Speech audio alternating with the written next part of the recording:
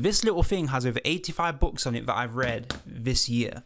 And in this video, I want to talk about why it is I started to read in the first place and how it's benefited me. Perhaps you fall into one of two categories too. Either you read or you don't.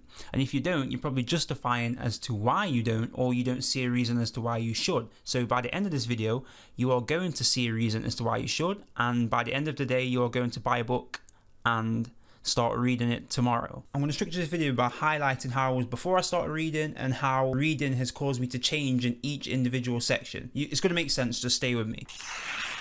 When I say this, I mean that no matter who you are in this world, you think that your view of the world is of a full picture. Some people think like that to an extent more than others, but essentially everybody knows that one guy who thinks he just knows absolutely everything. Like, you can't get anything through to him, he doesn't listen, blah blah blah.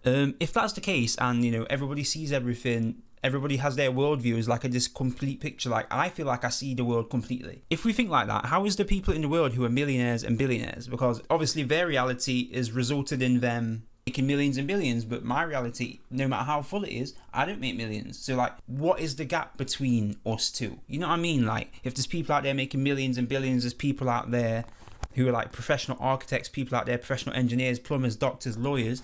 How are they able to go about their life and have a complete picture, yet have complete different sets of information and inputs day to day, compared to me, who just goes about my life in a certain way and I get certain feedback and results? Why is that if my view of the world is complete? All of this to say, now in present tense, I feel a lot less ignorant versus 16-year-old me, who literally you couldn't tell him anything because he knew everything plus some. After reading the autobiographies of many successful people, and I highlight successful people, there's no point reading about Joe Schmo down the road's autobiography if he even has one. I'm talking about reading about like people like Steve Jobs, Elon Musk, Arnold Schwarzenegger, Donald Trump. Like, I've read a ton of autobiographies this year, and because they rarely just pull back the covers completely. Like, in these autobiographies, you get to hear about all the intricacies of their thought patterns, beliefs, the people who they surround themselves with, like how they attained all of their like intellect, like genetic makeup, their parent. Like, you see everything in these books. They're honestly so extensive. Like, for example, the one I'm reading right now, Total Recall by Arnold Schwarzenegger, is an absolutely insane book. Like, I'm so excited just to read through it. Like, it's amazing just to see how he was brought up,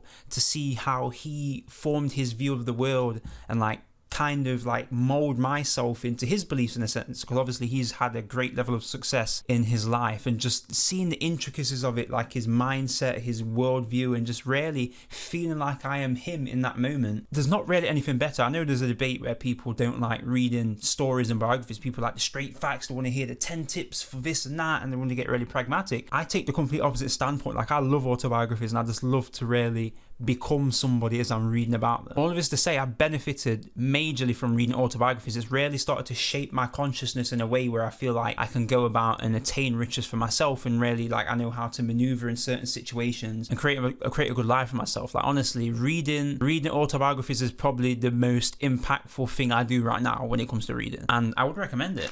The second point I want to talk about prior to me reading was the fact that I was very egotistical. And by this, it's a weird angle that I'm coming from, but I mean, like, I swore I was working back to 16-year-old me. I don't know why I always shit on 16-year-old me. He wasn't that bad, right? Like, he was alright. He was doing what he could with the information he had. But I swore, like, I swear to God, I used to go about my day and be like, wow, like, I'm working so hard. Like, have you ever been around a guy who swears he's working so hard? And you just watch him, like, nobody's looking, you just watch him for like 5 minutes. And he's not even exerting himself that much, but he swears he's working so hard, and he's this grafter, and he's putting in so much effort to whatever it is he's doing. Like, it's just like, what I'm trying to say is, like, I swore when I was working on my different projects, like when I was posting on social media, when I was posting on Instagram back in the day, and I had my little following, and I was starting a clothing brand, like, I swore I was working so hard, like, compared to everybody in my area. Like, I'm working so hard, I'm grinding, I'm grafting, and all I was doing, like, it's basic stuff. I was posting an Instagram post maybe once a week. Yeah, I had school. Yeah, I was starting a clothing brand, but like, none of it had any systems, none of it was productive. Like, it was all kind of scattered all over the place. There was no structure, and I wasn't really that that consistent with it, but I saw I was working so hard and like I needed to take a break or something. Like I'm this type A person. And this as well, like this kind of weird cognitive dissonance, it caused me to be a very envious person. So like when I'd be scrolling on my Instagram and I'd see anybody with an element of success that I wanted for myself, because I thought I was working so hard and there was nothing else I could do to get to my desired outcome, I kind of felt like this underdog victim who needed his big break. Like that's a big makeup of my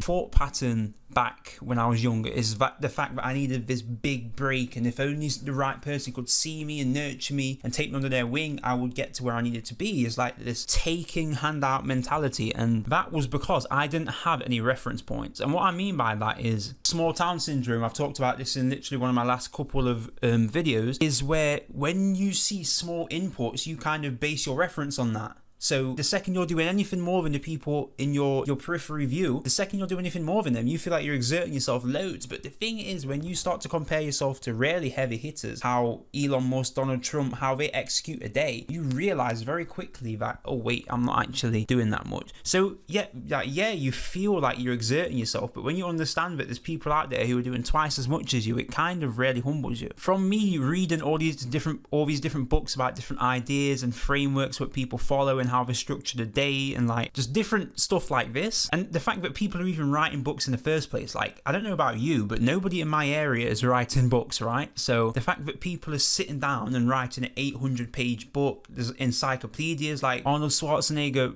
wrote like a 900-page book on all the science of bodybuilding. So like just stuff like this whilst managing full-time work and then building a business, creating content in this day and age, like all the different things that people are doing and seemingly balancing with ease, it just makes you think of it like, wow. Like when you become the person who's willing to do what it takes to get what you want, you understand like, okay, if they're doing it, there's no reason why I can't do it. Like they're no different to me. So you really just got to, what I'm trying to say is reading all these books has really allowed me to tap into my inner prowess, if you like. It's allowed me to tap into these reserves that I didn't even think I have, because I'm basing my reference points on like a lot more prolific, a lot more efficient people. You're just some of who you surround yourself with. So now, because I'm surrounding myself with all these different mentors that I'm reading, it's allowing me to be a lot more productive and is allowing me to increase my perspective.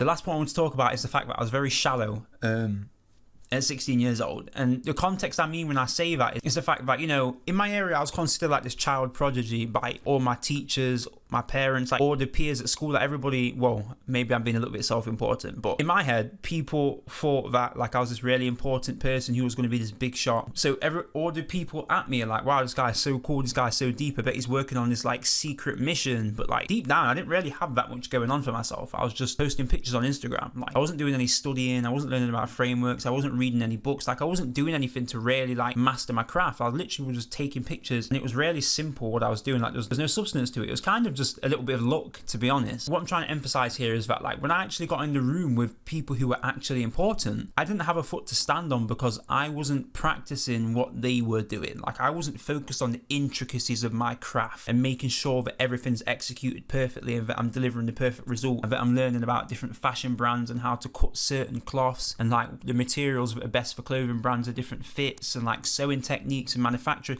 Like I wasn't looking at any of these kind of things. I was literally just copying people around me, right? Just literally copying others and just winging it. Like I wasn't building systems behind me so I could repeat the process or really paying attention to what I was doing. I was kind of just intuiting it, which I guess is good, but it's not really that productive. What happened over time is that I started to build a sense of imposter syndrome because I knew deep down I wasn't the person who I was portrayed to be. And you don't want to be in that position, right? I love the saying where it's like, be so good that they can't ignore you. So like when you're actually that good and you know you're that good deep down inside, you've got the self-belief to match it, and your output is incredible. And you know, your knowledge of your field, the intricacies, like you know the ins and outs of your industry. Like I think that is really admirable. I think it's super cool to aim for that. Through reading, obviously, I'm learning about so many different frameworks. I'm learning about the intricacies of psychology through studying successful people. And I'm just learning so much. Obviously, increasing my literature as well because I'm reading, increasing my attention span. It's a lot better than other things I could be doing, like playing video games or watching TV. My depth has increased a lot. And it's getting to the point where like I'm talking to the people around me and it's like nobody knows what I'm saying, because like online when I'm looking at these different gurus and these different videos, like I can make sense of what they're saying and I know that they understand what I'm saying. But like in my day to day, it's like I'm talking now and people don't understand me. It's like I'm getting to a point where I'm so well read and so literate, it's like they don't understand me. So you don't, depending on where you are, depending on what environment you're in, you don't want to be too smart, you don't want to be too dumb, because either way people aren't going to understand you. But yeah, I feel a lot less shallow now. I feel a lot more sense of self-confidence in my abilities and how people perceive me, how I perceive myself. I think more importantly, it's about self-perception. And I feel a lot more confident in myself now. I've read so many books and, you know, I've actually built the habit out of reading and I can justify the reason for it. So this is just some thoughts I had regarding reading. I wanted to put a little bit more of a sit-down structured video. I know I've talked about reading in the past on my different videos, but in these videos I'm trying to make them short. I'm just trying to make them more concise, so the listener can read it without getting lost in all of my intricate trails of thoughts. So hopefully this convinced you to start reading. Like I said, it is very beneficial. It's going to help you out a lot. Like, yeah, it's just a short video. I hope you took some value from it, and I'll see you next week.